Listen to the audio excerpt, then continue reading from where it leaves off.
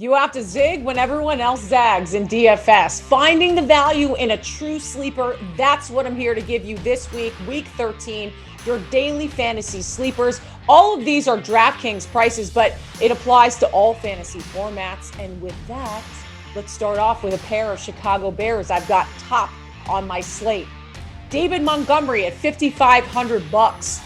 21 running backs are priced higher than him. He's averaging more than 5 targets in his last 6 games on top of his rushing load, which, by the way, he's playing more than 80% of the snaps with the Bears. They're playing the Detroit Lions. Detroit is dead last in the league against running backs, allowing the most touchdowns and most fantasy points allowed. And how about Cole Kmet?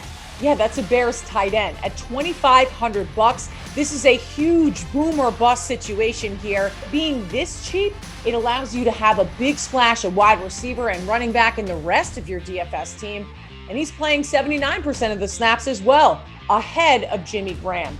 At quarterback, I've got trusty old FitzMagic. If Tua Tagovailoa is hurt, FitzMagic will get the start. They're playing the Bengals in Miami, and Fitz has scored at least 20 fantasy points in 6 games in a row. The Bengals have allowed 3 of their last 6 opposing quarterbacks to pass for at least 300 yards and 3 touchdowns. They're playing in their own house in Miami. He had a big week with Devontae Parker last week.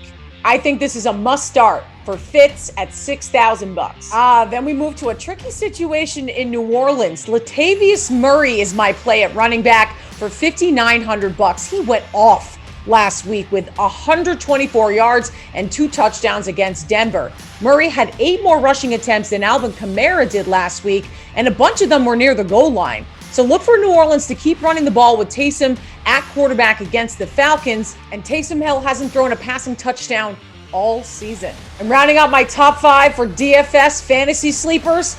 Robert Woods at $5,900. So the over-under for this game against the Rams and the Cardinals is 48.5. Vegas is expecting points, and he's had 27 targets in his last 2 games, averaging over 100 yards in both.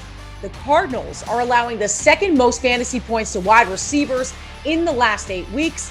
I like him with a slight advantage over Cooper Kupp, just given the $200 difference. Robert Woods, also a rushing threat, so you get added value with that wide receiver position. That'll do it for Week 13, your daily fantasy sleepers. I'm Courtney Fallon. Reminder to go check out thegameday.com for more information on fantasy and betting information.